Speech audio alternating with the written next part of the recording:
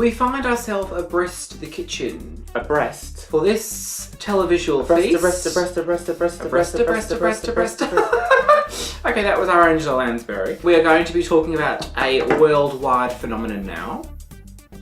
Join whenever you'd like to, Novo. I thought you had it there. Jump right in there. So, oh my god, there's a matchup outside. I know, and a Magnemite. I've already got the Magnemite, that can suck it. Oh, it's there! Okay, hang on a minute. It's the not Magnemite here is for just me. there. It's right there. No, I want to see it. No, hang on. Sorry, viewers. Very important that I'm trying to catch this Magnemite. Why is it not appearing for me? There it goes. Oh my god, I fucking got it! Look, I got it! We're playing Pokemon GO. Well, it's just not appeared for me, so that's really upsetting. Yes, Pokemon GO. I just So you've just experienced one of the most frustrating things about this absolute, craze. How fucking glitchy it is. It crashes sort of every 2 minutes. You might be catching something, you might be trying to find something, it will freeze. It might just be trying to start it up. Yeah, it takes ages to open, it's so glitchy, but it's just amazing. But so if you don't know what this game is... Yeah, let's talk about what this game actually is. It's an augmented reality situation where you walk around your neighbourhood that's like a Google Maps and you catch Pokemon. And there are certain landmarks, hospitals and libraries and stuff that are real sort of landmarks within the game. There are the Pokestops where you can get Pokeballs or what's the other thing? Like eggs that hatch and shit.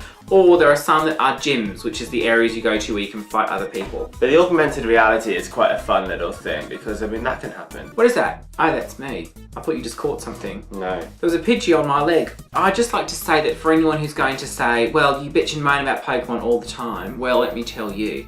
That's just when Nova talks about it. And I have to say, I'm very surprised how into this game that you are. Like anyone else, I was super into Pokemon cards. Because when Pokemon cards came about, I would have been what, like 7 or 8? Something like that. I don't know. About 8 years old. So Pokemon cards were hot shit. I didn't have a very good collection, my brother did. But that's beside the point, like it was just really, really fun. The first generation I know, pretty much everyone. After that is where you lose me. And now they're on what generation they are now? I think that's why this has been so successful so far. It is the only first generation of Pokemon. So everybody knows this. Everybody can attach some nostalgia to it. All of the Gen 1s are happy. It's nostalgic. That's what it is. Yeah. But the problem is with this game is that you can't really create this without the idea that you're going to introduce the others at a later date. It seems stupid. But then there is the risk that you're going to alienate part of your users. I don't understand how they're going to do this. But they haven't even released all of the Gen 1 because the legendary birds aren't there. No, but they're in the game. People have hacked into it. They've got the data. They are actually in the game. But they haven't been released to the public. Oh. They are there. The data's there. That's bullshit. Mew's there as well. I think what it's going to be like is, if you remember the original trailer for this game, there was a bunch of trainers, I think they were running to Times Square, and there was a Mewtwo there, and there was a timer up on one of the screens, like counting down, and everybody was attacking this Mewtwo, and eventually somebody caught him. So that to me means there's going to be some kind of almost like a raid event, or they're going to announce different areas where you can team up and catch these legendary I just Pokemon. love that you actually have to go out in the world and interact with the environment to actually use this, because you can't just stay at home, nothing happens. You might get the odd fucking Pidgey in your bedroom. Yeah, exactly. But you have to go out there and do shit. And you're rewarded for walking. The more that you walk, the better eggs you can hatch. You know, give these to little fat kids. Yes. Get them out there walking around. I mean, the other day we were with a bunch of your friends from work, and we were literally running across a field after an EV. Like you've never run before in your life. No, it was so much fun though. And you did not know what was. You almost threw everywhere up. you go, you see people playing this game. It's insane. It's insane. When we go out next time, I'll have to change, the phone case situation, because there's a little picture in the back of my phone case that people usually comment on. But that's fine. No one saw that. So we love this. There's going to have to be a bunch of updates coming very soon though. Well, there is an update coming soon that the developers have discussed about trading. You're going to be able to trade Pokemon, which I think would be fun. It's going to be really fun. I would like to see more of a push on the team aspect of this. I'm surprised we don't have something along the lines of leaderboards or records of the gyms for how long you've owned a gym, how many times you've defended it or lost. I would like to see some sort of there's no record of leaderboards. anything. Also, your own personal record in your own journal. Nothing related to gymming appears in your journal. It's only the Pokemon. I would like to see some more focus on the battling.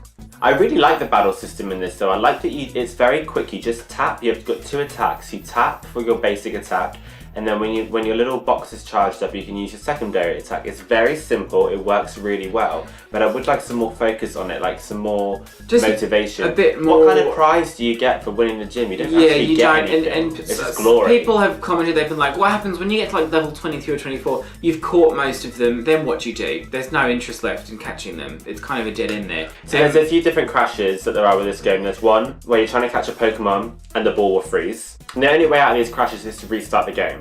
So that's the first one that's really common. And you might have caught it, you might not. You might not have done. It's just you a gamble. only find out when you go back into it. The next one is if you turn it onto low power mode, what that does is if you turn your phone upside down, it goes black with a Pokémon GO logo, and it's supposed to say battery.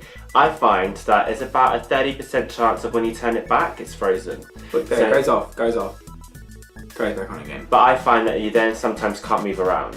So that's... Yeah, sometimes. Or, other thing is, I'll take it out of my pocket, and all of a sudden it's the other way around, so when it's upright black and then upside down, the light will come on. Oh, that's a strange one. Which then you have to turn it off and restart it again.